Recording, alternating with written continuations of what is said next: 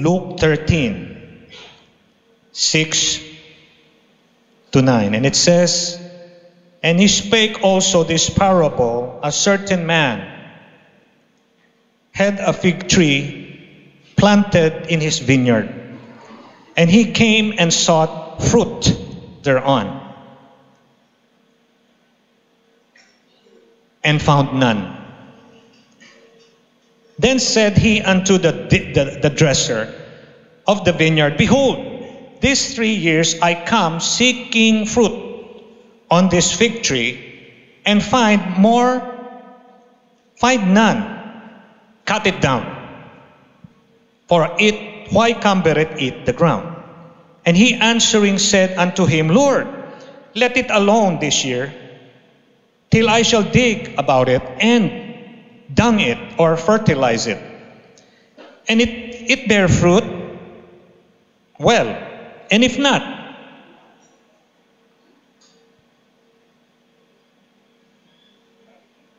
then thou shalt cut it down.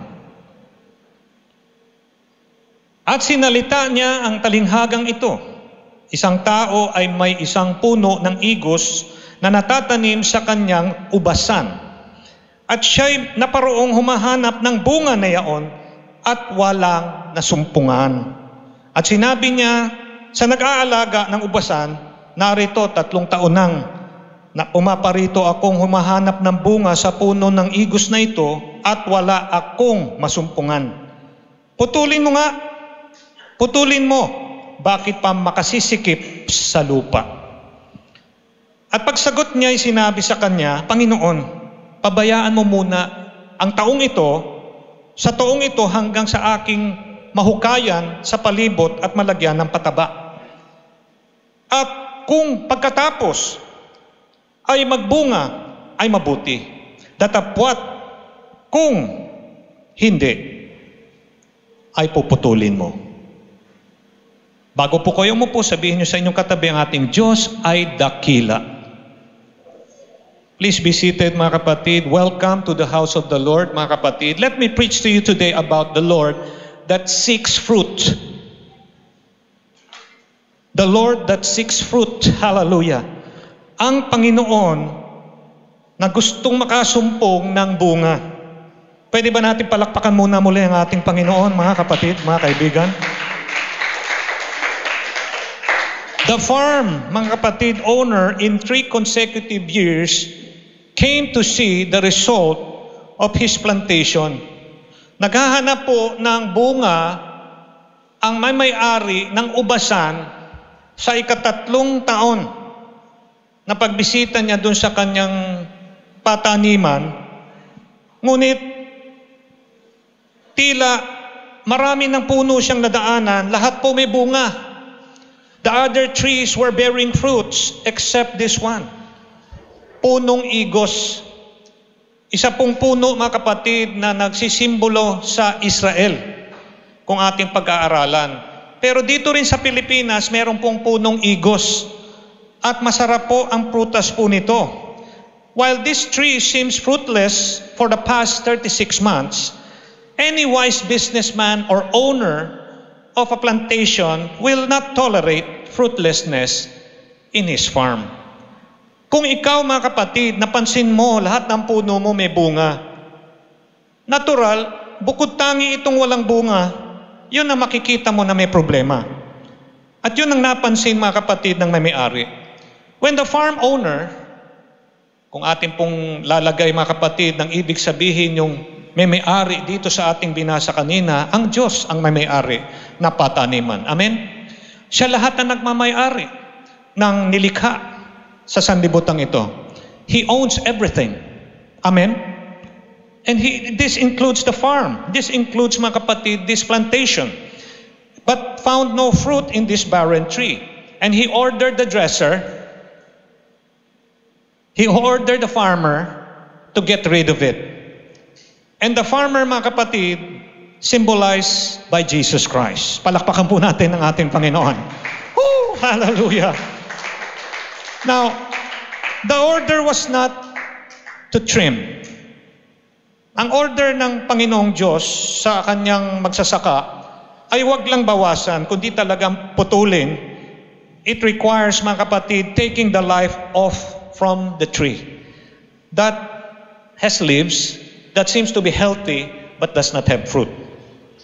So, mga kapatid, in Mark 11:14, here, mga kapatid, meron pa po isang insidente rin na patungkol rin sa puno ng igos na iba dito sa talinghaga ating tinatalakay. Pero may kinalaman rin kay Kristo kasama ang kanyang mga alagad. Nung si Kristo at ang kanyang alagad ay patungo sa Betania, of course, sa Betania is the place of the friend of Jesus, Mary, Martha, and Barnabas. Patungo sa Jerusalem, ay meron silang nadaanang puno ng igos. At dahil ang Panginoon ay nagugutom, dahil of course ang Panginoon ay Diyos na naging tao, siya ay tulad rin nating nagugutom, nauuhaw, napapagod. Amen. At nagpunta siya dito sa isang puno na ito na igos din, Mark 11:14, where Jesus together with his disciple were on their way to Bethany towards Jerusalem. That when Jesus saw the fig tree, mga kapatid, nakita ni Kristo ang igos na ito by the road, approached it looking for fruit. So mga kapatid, sasabihin ko sa inyo, kung kayo ay matalas, mga kapatid, sa pakikinig ng salita ng Diyos, kanina ang ating pamagat, ang Diyos ang naghahanap, mga kapatid, ng bunga. Pero dito sa kwentong ito, sa Marcos 11:14, in the book of Mark 11:14, it is Jesus approaching a fig tree, like in Luke 13, looking for fruit, but found none. Wala siyang nakitang bunga. Looking for fruit, but he saw nothing. So however, the tree had only leaves and no fruit, mga kapatid. Then Jesus cursed the tree and said, "May no one ever eat fruit from you again." The symbolism of the fig tree, mga kapatid, is often as a symbol of the nation Israel. Pag sinabing puno ng igos, ang maaalala natin sa salita ng Diyos ay unang nagpapasimbolo sa bayan ng Israel. At ang Israel, mga kapatid, ay importante rin sa atin. Hindi po tayo magiging church kung wala at hindi ginamit ang Israel. Ang sabi nga, mga kapatid, dahil ginawa ng Diyos na magkaroon ng pagkainip o pagkatulog o pagkaantok ang bansang Israel o pagkatulala o ang tawag dito, in stupor, mga kapatid, para lang ang mga hintil, mga hindi Hudyo tulad ng mga Pilipino, mga Chinese, mga Asians, mga Africans, mga Americans, ay makakilala sa Panginoon.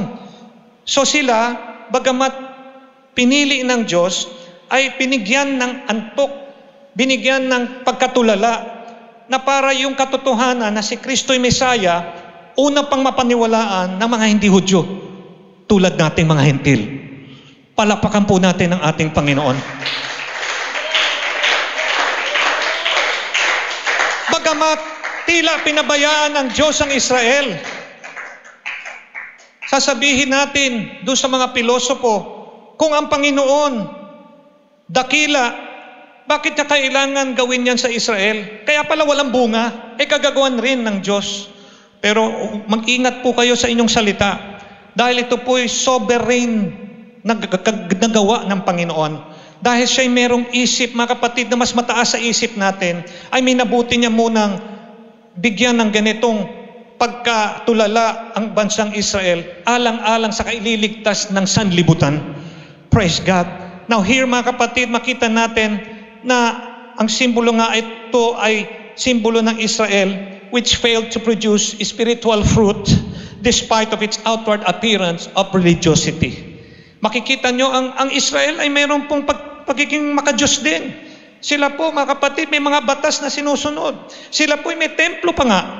Pero hindi po ito umabot, mga kapatid, dun sa pananalig na nung dumating ang Panginoon, ay pinaniwalaan siya ng mga Hudyo.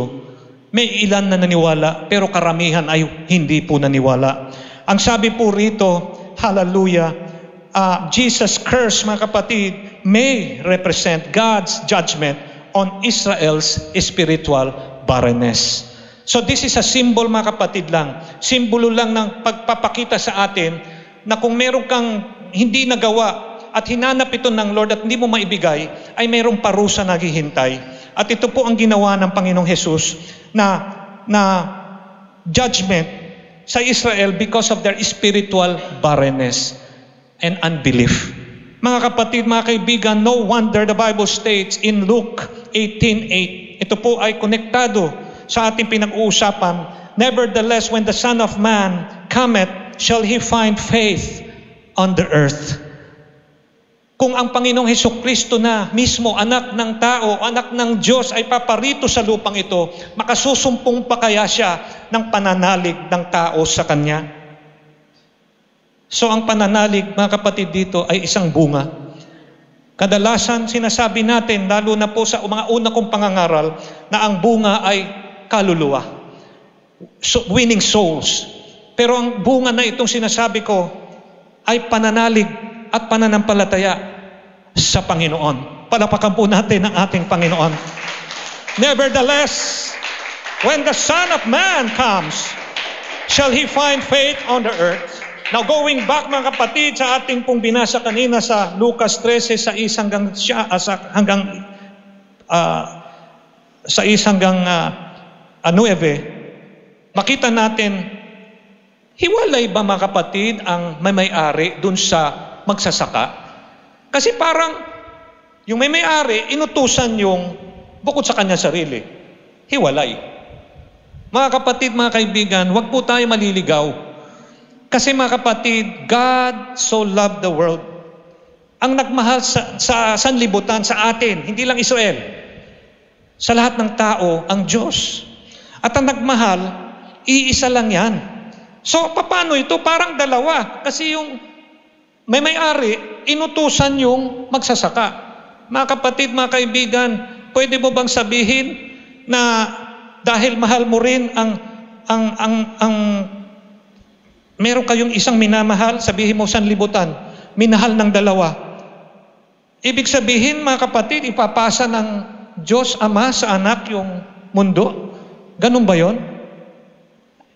Nagkakahiwalay lang ito, mga kapatid, sa kanilang function, sa kanilang layunin. Pero ang posisyon nila, bagamat hiwalay, iisa sila. Iisa sila. Saan sila nagkaisa, Pastor? Hindi tama ang tanong mo. Hindi sila nagkaisa. Ano sila? Iisa. Oh, hallelujah! The owner of the plantation is God, but the owner, God, became a man. At bakit siya kailangan maging tao? He has to be the intercessor. He has to be the advocate. Siya po ay abogado. He files the motions. He files the appeal for our behalf. We cannot do that for ourselves. Kaya ang sabi nga, mga kapatid, nung puputulin na yung puno which represents us, mga kapatid, sabi ng Panginoon, bigyan mo muna ng isa pang taon. Give it a chance. Ganyang kabuti ang Panginoon. He is a God of second chances.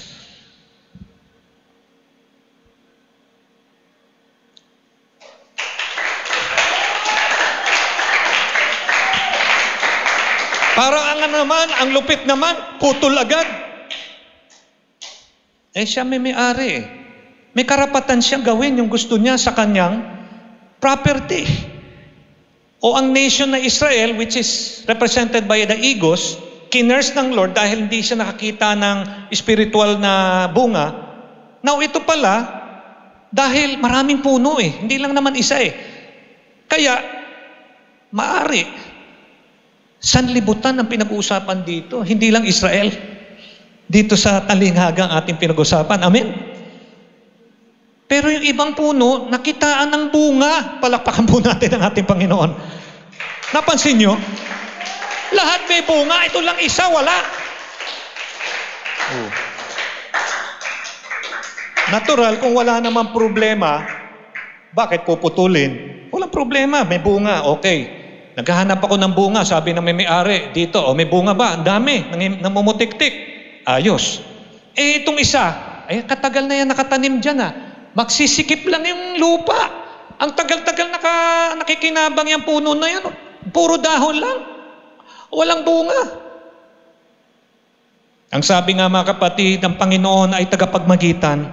The dresser here is Christ. Sa iba, si Kristo ay tao lamang. Sa iba mga kapatid, si Kristo ay ikalawang persona. Pero sa totoo lang, iisa sila ng Ama. John 10:30, ako at ang Ama ay iisa. So, iayos natin. Ako at ang Ama ay iisa. Hindi siya ako at ang Ama. Yun, hiwalay yun. Pwede hiwalay, function. Pero yung pagka-Diyos, hindi pwede hiwalayin. Hindi siya po parang tikoy na, hati-hati kayo, kapitbahay, padalahan mo ng isang piraso, okay, yung kamag-anak mo, ganito. Hindi po ganun ang Diyos na hinahati-hati. Ako at ang aking Ama, o ako at ang Ama, ay iisa. Ako po'y Ama. Meron po akong mga anak. Ang mga anak ko, tawag sa akin, Tay, Papa. Ako po ay asawa ni Dr. Lani King. Asawa ko siya. Tawag niya sa akin, Honey. At kung pagdating ng panahon, mga kapatid, mag-asawa na mga anak ko, mga kapatid, magkaroon ako ng apo, tawag ng mga apo ko sa akin, ang tawag, Daddy. Ayaw ng lolo, no? Ang daming tawag, Elder Edward, sa akin. Pero isa lang ako. Ganon rin ang Panginoon. Sa totoo lang, ang tawag nga ng ibang mga Kristiyano sa Panginoon, 3 lang eh. Anak, Ama, Espiritu Santo. 3. Hindi. Sa lumang tipan, ang dami niyang pagpapahiwatig doon, pero siya yun. Yung burning bush. Yung anghel na nakipagbugno kay Jacob. Ang dami mga kapatid na sinasabing theophany. Pero mga kapatid, yun po ay pagpapakita ng Diyos bago po siya naging tao sa bagong tipan. Palakpakan po natin ang Panginoon. Marami siyang manifestasyon, pero iisa lang po siya na Diyos. Maraming titulo, pero isa lang po ang Panginoon. Verse 7, I am seeking fruit from this fig tree. After 3 years, I find none. So, cut it down. Addressing the dresser, addressing the farmer. Why does it use up the ground? Sayang. Inuubos niya yung sustansya ng lupa. Ano yan? Palitan na lang yan. Patayin yan. Putulin. But he, the dresser, answered and appealed. Said to him, Sir, Panginoon, let it alone this year. Kahit 1 taon lang, Panginoon, bubungkalin ko uli. Patatabain ko yung maglalagay ako ng pataba. Baka sakali, mamunga. Kung mamunga, well. Kung hindi, putulin na po natin. And clap of praise to the Lord. Parang hina na palakpak.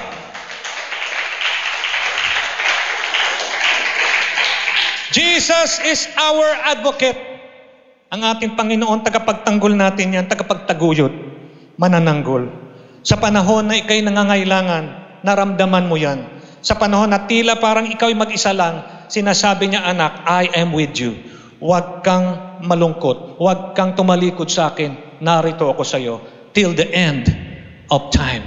Habang buhay, kasama mo ako. 1 John 2 verse 1. Kung alam nyo mga kapatid, sa mga other preachers, ang Holy Spirit ang advocate. Ang Holy Spirit mediator. Pero sasabihin ko sa inyo, Biblia po nagsalita, unang Juan 2:1, and if anyone sins, we have an advocate with the Father, Jesus Christ the righteous. Ano raw? Pag may nagkasala, meron tayong tagapagtaguyod sa Ama, ang Panginoong Hesukristo na matuwid sa lahat. Hallelujah! Praise the name of the Lord. May nagtataguyod sa atin. He make appeals. Umaapila siya para sa atin. Naghahain siya ng motion. And he files the motion in our behalf. Dahil mahina tayo, siya ay nagtatanggol sa atin kahit tayo nagkamali, nagkasala. At because of His grace, empathy, and forgiveness. Ganyan kabuti ang Panginoon. So pag sinabi mga kapatid na ang Diyos naghahanap ng bunga, the same is true with Christ. Para na rin si Kristo rin naghahanap ng bunga. Kaya nga yung hindi siya makasumpong ng bunga dun sa simbolo mga kapatid ng puno ng Israel, dahil wala naman pong bunga na espiritual ang Israel, ay sinumpa niya yung punong igos na yon. Naalala nyo? Palakpakan natin muli ang ating Panginoon, mga kapatid. Sana naunawaan nyo. Oh, hallelujah. The Lord seeks for fruit, yet give us chance to do it. Wag po kayo magkakamali ng ating Panginoon parang robot. Ikaw yung nagkamali, sige, ano ka na? Parurusahan ka na, wala ka ng pag-asa. Hindi, siya po ay nagbibigay ng pag-asa, lalo na dun sa tao talaga na natuto na at nagsisi sa kanyang mga kasalanan. Bakit ka magsisisi kung gagawin mo uli? Kabalbalan, hindi ba? Dapat kung nagsisi ka dahil gusto mo makipag-reconcile sa Diyos, talagang hindi mo na uulitin ang pinagsisihang mong bagay na yon. Amen? Ganon din po mga kapatid ang nakita ko sa Biblia in the book of Jonah. Si Jonah, inutusan ng Diyos, magpunta ka sa Ninive at mangaral ka laban doon. Ipaalala mo ang pagkakamali nila at kung hindi sila'y mapapahamak. Ayaw ni Jonah magpunta ron dahil para sa kanya wala nang kaligtasan ng mga tao ron. Napakasama, napakarumal-dumal na mga ginagawa ng tao sa Ninive. Sinusunog nila at pinapatay nila ang kanilang anak sa kanilang Diyos-Diyosan. O wala na silang pag-asa, o Panginoon. So kahit na inutusan ng buhay na Diyos si Jonah, minabuti niyang magpunta sa malayo. Ganyan pala ang isang mananampalataya na pagka hindi siya lubusang all in sa Panginoon, yung gusto niya pa rin ang susundin, bagamat siya'y manggagawa ng Diyos.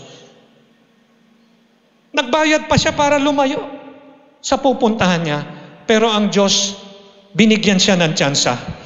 Hindi siya pinarusahan. Pero kung parusa man, makasakay ka sa isang sasakyang dagat sa tiyan ng isang isda, maaring parusa nga yun. Maaring nangamatay nga siya ron. At dahil nung linuwa siya ng isda, I cut the long story short, dahil mahabang kwento to Doon sumakay siya doon sa barko, yung barko nagkakagulo. Merong pumipigil sa barko sa pupuntahan niya. Ang sabi nung siguro nung kapitan, first time ako nagkaganito, siguro meron tao dito may balat. Yung balat na malas, bakit tayo nagkaganito? Katagal-tagal kong kapitan, walang problema sa mga biyahe ko, ngayon lang. Tapos nung nagpaikot sila ng bote para malaman kung sino yung salarin, umamin po sa madalit salita si Jonah. Ang ibig sabihin ng Jonah kalapati, dab. Ang sabi niya, ako ang may kasalanan, kaya kayo nagkakaganito, nabdamay kayo. Sige, itapon niyo ako sa tubig. Kamanghang-mangha, pero totoo. Nung tinapon mga kapatid, ng mga naguguluhang mga tao doon sa barko si Jonah, kumalma ang paligid. Ang problema talaga, hindi yung panahon. Ang problema yung sakay niya ng barko. Si Jonah, matigas ang ulo, ayaw sumunod. Palakpakan po natin ang ating Panginoon. Tinapon! Merong isda. So siguro sa inyong matatalino, Pastor, paano magkakasya sa isda? Yung ahas nga, nakakalunol ng tao Yung isda pa na medyo malaki, kaya mga kapatid. Sabi nga, balyena, that is a mammal. Ang sabi ng Bible, fish, isda. So it could be a shark or maybe a big fish, mga kapatid, with big mouth, mga kapatid, able to swallow a man. Siyempre, anong gagawin ng tao sa loob ng butukan ng... Kung buhay siya ron, mag-isip siya, Panginoon, patawarin mo ko, kamali ako. Gawin mo na ang gusto mo sa akin. Siguro makasasagot ng Diyos doon kay Jonah, ganito sasagutin niya. Talagang gagawin ko, gusto ko. Wala ka nang pupuntahan, di ba? Nasa tiyan ka na ng isda eh. So sa madalit salita, to cut the long story short, isinuka mga kapatid ng isda, si Jonah saan? Sa Ninive. Kamanga-manga, para siyang cartoon. Marunong yung isda. Meron kaya siyang computer chip na sinabi ng AI, o dito ka dadaan o dito sa degree na to, dadaan ka, o iwasan mo yung yung coral, daan ka dyan, dito sa malalim. Walang ganon alam ng isda. Kaya sabi mga kapatid ng Biblia, yung ox, kilala ang may-ari niya. Yung hayop, kilala ang Diyos. Pero Israel, hindi niya kilala ang kanyang tagapagligtas.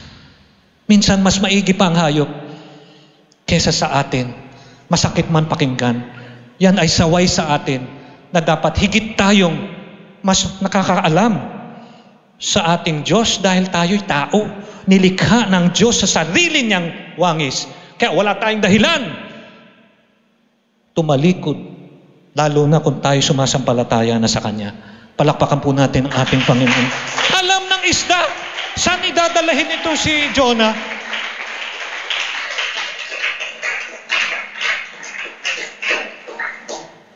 Siyempre, si Jonah, pagkabulwak mga kapatid sa bunganga ng isda, gumanon siya sa buhanginan. Siguro, balibaliktad na yung kung may sapatos siya, wala na. Meron siguro kumbaga, yung nilalagay na ganon sa mga kababaihan para kahit mainit, naglalagay ng ganon, balabal. May balabal na seaweed siguro siya, mga kapatid, May mga shell pa nakadikit. Yung mga hindi pa natunaw na mga isda, nakatapal siguro sa katawan niya. Nakita siya ng mga tao dun sa sino tong tao na to? Kabaho-baho. Kung mangaral kaya ito, paniniwalaan natin? Ay ba? Nangaral? Ano pang choice mo? Di ba? Pinagbigyan ka na ng Lord, binigyan ka ng chance manumbalik, gawin na mo ang gusto ng Diyos. Pinagbigyan ng Diyos si Jonah. Siya ang unang beneficiaryo ng second chance ng Diyos, si Jonah. Nangaral siya, pero ang malungkot, pangangaral niya, walang pag-asa. Example, 40 days mula sa araw na ito, gugunawin ng Diyos ang inyong lugar. Gar. Yung unang nakarinig, medyo, sino to? Galing ba sa mental to? Meron ba siyang sayad sa ulo? Paniniwalaan ba natin to? Pero mga kapatid, yun palagi binabanggit ni yun lang yung para siya yung dun sa Novaliches. 5 piso, 10 piso, buong araw yun. Ito mabibili nyo, 10 piso, 5 piso, ganito ganyan mabibili nyo, parang presyong divisoria. Ganon yung preaching mga kapatid ni Jonah halos. Hanggang natakot na yung mga tao. Ang sabi nila, hindi naman ito tingin namin dito nasisiraan ng bait. Mukhang totoo yung kanyang mensahe. Kasi, mararamdaman natin na totoo yung sinasabi niya. Kasi totoo yung sinasabi niya na dapat gunawin yung lugar natin. Kasi, ang sasama natin dito, paabot natin sa kinakaukulan doon sa ating mga pamilya. Hanggang word of mouth, mga kapatid, kumalat sa Ninive. Umabot sa hari. Ano sabi ng hari? Naku, maraming ganyan, mga scam. Huwag natin paniwalaan. Hindi, mga kapatid, hindi ganun ang tanggap ng hari. Ang sabi niya, totoo yung sabi ng mga ngaral. Manalangin tayo. Mag-ayuno tayo, humingi tayo ng tawad. Sa Diyos, baka sakali, hindi matuloy ang pagkunaw sa atin.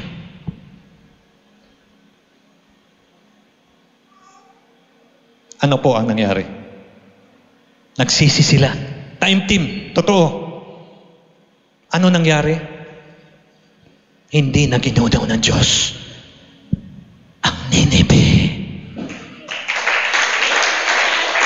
God is a God of second chances, mga kapatid. Yung mga ngaral, masaya? Yung mga ngaral, hindi masaya. Paano nangyari yun? Ang sasama niya, nagbago. Hindi ko akalain yun. Kaya nung nandoon siya doon sa lilim, nag-iisip, mamayang konti yung lilim, biglang nawala, nanguluntoy, natuyo. Yung lilim niya, natanim. Ang sabi niya, sayang naman itong tanim na to. Nagbibigay sa akin ng aliw at lilim, biglang namatay. Ang sabi ng Panginoon, ikaw nagkaalalakas dyan sa tanim, binaliwala mo itong mga tao at mga hayop na nakatira sa Ninive. Medyo ligaw si Jonah, no? Yung kanyang burden, wala sa tao. Yung burden niya nandun sa tanim. Nung nawala ito, namatay, sabi niya, kawawa yung tanim. Tanim po, halaman. Palakpakan po natin ang ating Panginoon. God is a God of second chances. Niligtas ng Lord ang taong nagsisi. Nagkaroon ng bunga ng pagsisisi ang Ninive. David sinned. Si David nagkasala. Pinapatay si Urias na sundalo para yung kanyang asawa na mawalan ng asawa na si Urias pinatay na kasi niya, maging kanyang asawa. Nakita niya kasi, mga kapatid, naliligo itong si Bathsheba at siya naantig, nagandahan siya at sabi niya, kailangan maging asawa ko to. Ang problema, mga kapatid, may asawa si Bathsheba. Kaya gumawa siya ng manipulasyon para yung asawang tunay ni Bathsheba mamatay sa gera. Ilinagay ba dun sa pinakamainit na labanan? Namatay po. Sa madalit salita, si Urias na Hittite. Uriah the Hittite, mga kapatid. Tama ba ako? Yes. In a battle. And took Bathsheba as his wife. First son died. Dahil sa kanilang ginawang kasalanan ni Bathsheba, ang unang anak namatay. Pero yung ikalawang anak, mga kapatid, purihin ng Diyos. Dahil si David nagsisi kay Nathan at sinabi niya, ako'y nagkasala. Panginoon, bring me back the joy of my salvation. Humingi ng tawad. Taos-puso si David sa Diyos.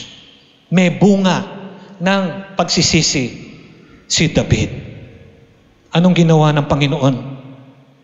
Pinatawad ng Diyos na buhay ang nagsising David. At sinabi niya, gawin mong pangalan ng iyong ikalawang anak, Jedidiah, beloved of the Lord. Oh, hallelujah!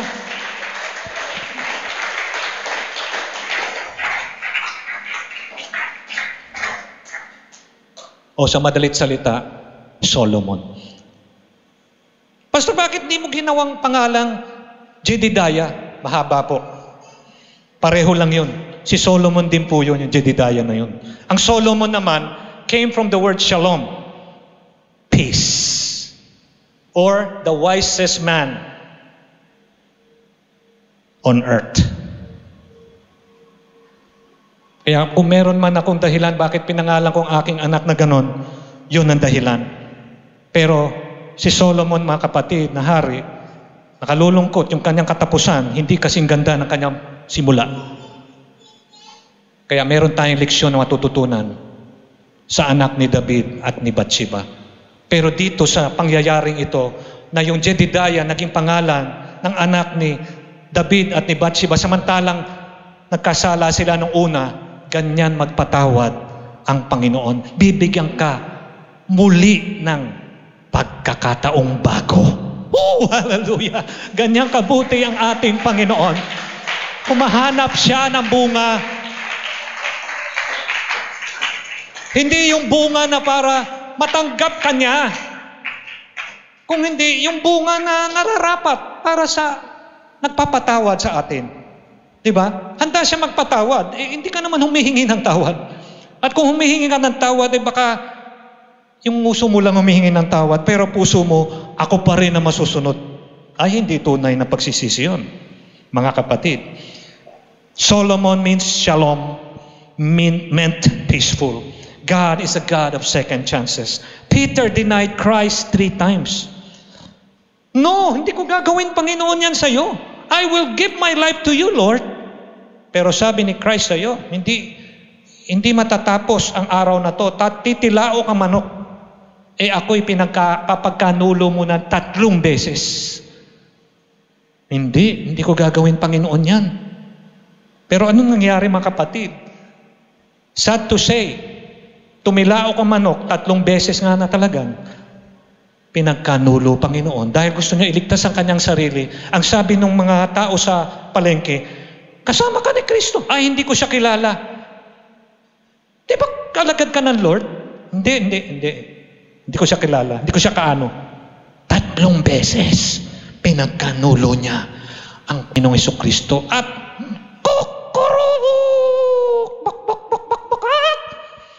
tumilaok, mga kapatid.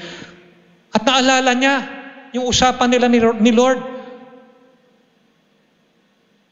Naiyak siya, mga kapatid, and he wept bitterly. Hindi lang iyak-iyakan, mga kapatid, parang drama. Kasi sa pelikula, pwede yun. Sa Netflix, ang gagaling mga.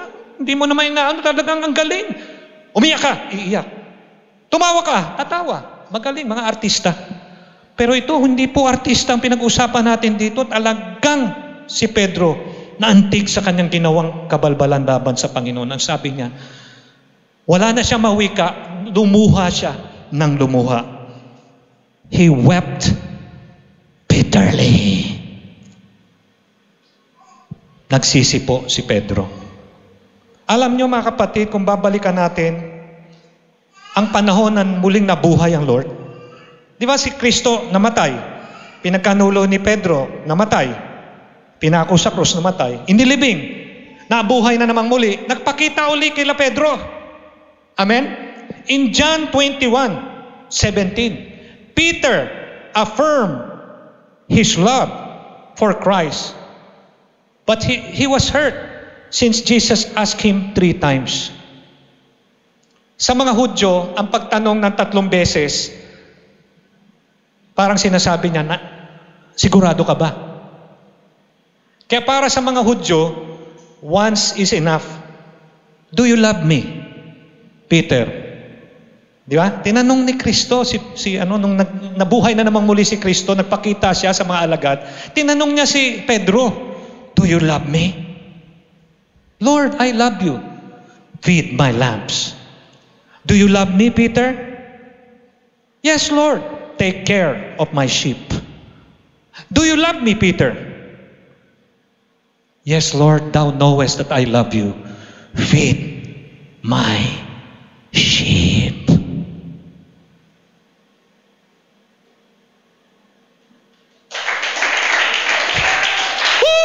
Hallelujah. Praise the name of the Lord. This is necessary. However, because the disciple has denied Christ 3 times, with each affirmation of love, Jesus tells Peter to feed my lambs, take care of my sheep, and feed my sheep. John 21:15-17. Pinagkanulo mo ako ng 3 beses, pero pababawiin kita. Tatanungin ko talaga kung mahal mo ko. At 3 beses niya inulit-ulit, Panginoon, mahal kita. Hallelujah. God is a God of second chances.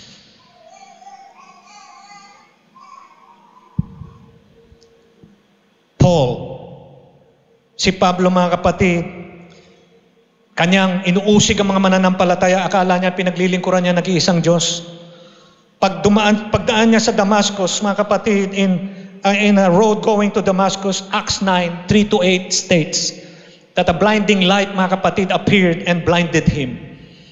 And when he was blinded, he asked the question, who art thou, Lord? Sino ka, Panginoon? now remember who is speaking.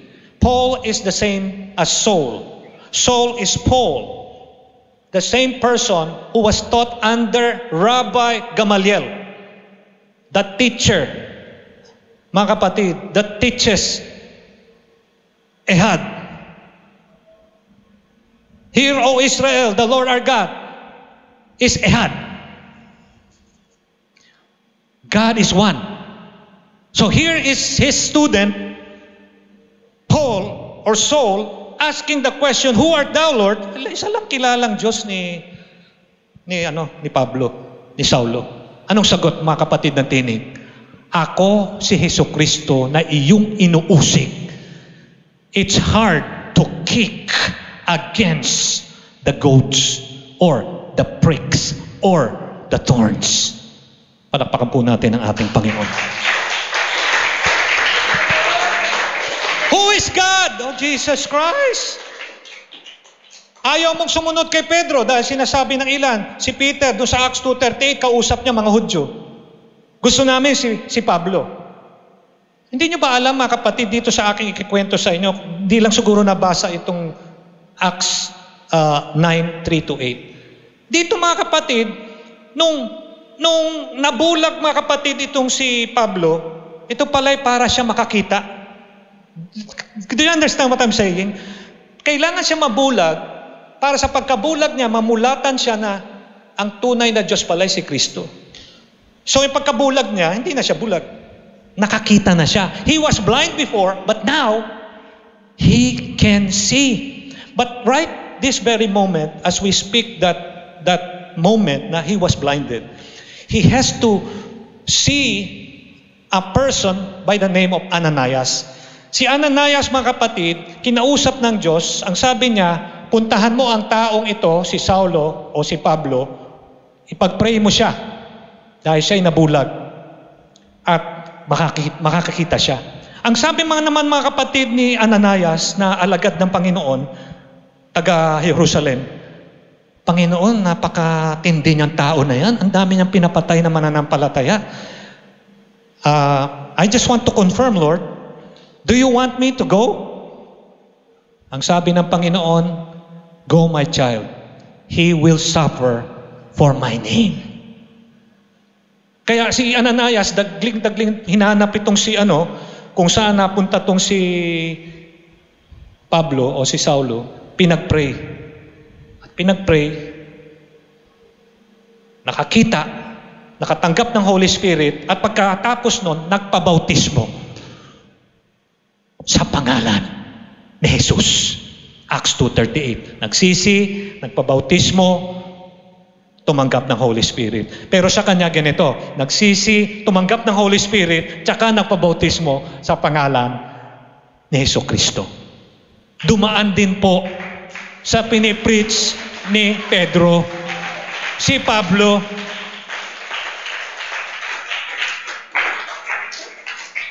Hindi lang believe, obey pa. Ginawa po yan ni Pablo. Kaya, pwede na tayo sumunod kay Pablo. Kasi yung turo ni Pablo, hindi naman naiba kay Pedro kasi iisa lang naman silang. Iisa lang ang Panginoon nila, ang Panginoon Jesus. Isa lang teacher nila, isa rin yung turo na bumaba hanggang sa ating panahon. God is a God of second chances. Acts 9:17, Ananias prayed for Paul so he might receive back his sight, and he was filled with the Holy Spirit and was later baptized in Jesus' name. God is a God of second chances. Baka makasisikip sa lupa ang puno na ito kung hindi puputulin dahil wala ng bunga. Versikulo 7 ng Lucas 13. What is cumber? What is makasisikip? Meaning reduced to idleness. Kawalang ginagawa, walang bunga, walang silbi, pabigat. Pabigat lang sa lupa. The ground is important compared to the tree. The ground can be compared to the heart of man. But in this case, the ground can be the church. Amen. Where you are planted therein, na hindi ka pwedeng umalis dun sa lupa na pinaglagyan sa'yo dahil yung lupa na yon, ibig sabihin church ng Panginoon. The ground is important compared to the tree. The land was there long before the tree. Wala pang puno, may lupa na. Pag-aari ng Diyos. The ground should not be wasted as another fruit-bearing tree can replace the useless one. Hindi dapat aksayahin ng lupa, palitan yung walang silbing puno na yan. The growth or the ground should not be wasted as another fruit can take its place. The ground is important compared to the tree. Amen. And it is reasonable to cut the tree if the ground must be saved and preserved. In closing, it is indeed unwise to keep an unproductive tree. Wala pong silbi na tayo ay magiging puno na hindi naman tayo magpapasakop dun sa nagmamay-ari sa atin. Kaya, kailangan may bunga.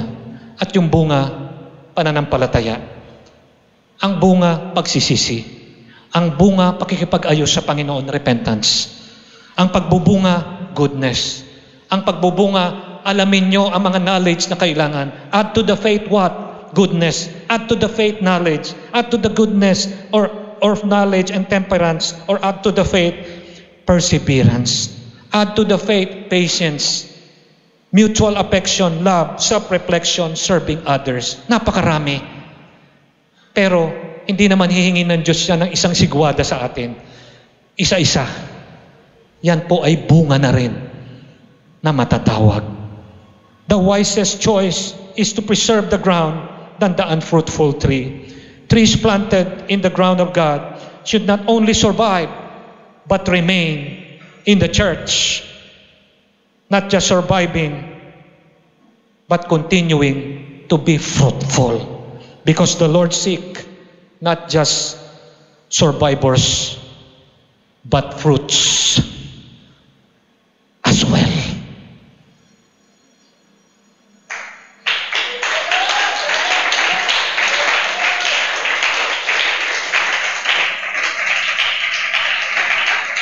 Hindi ba bunga yung survivor ako? Lahat ng kadarapaan na, lahat ng talikuran na, nandito pa rin ako. Okay, babalik tayo sa simula. Puno tayo na wala tayong bunga. Kailangan may bunga, may pagsisisi, may makitang bunga ang Panginoon sa atin. Not just surviving. May bunga pa rin. May love. Yan, may soul winning, may prayer. Ilan sa inyo, pag prayer meeting, hindi makita, mga kapatid. Bible study naroon, pag prayer meeting, wala. O baka pag Bible study, wala, prayer meeting naroon. No? Dapat palagi tayo presente. Dapat may bunga, mga kapatid. Magbunga at magtagumpay, mga kapatid. At posible yan, kasama ang Espiritu Santo ng ating Panginoon. Hindi naman tayo iniwan ng Lord mag-isa eh. Mediator, nagpapile ng motion, nagpapile ng apela for our behalf, pinagtatanggol tayo. Tapos bumalik pa siya, Holy Spirit, to empower us, to regenerate us. Kaya lahat tayo, mga kapatid, magpakapuspos ng kanyang Espiritu Santo. Let's have a refill of His Spirit in us. That the heart that we have, the ground within, may be softened by the Holy Spirit power within us.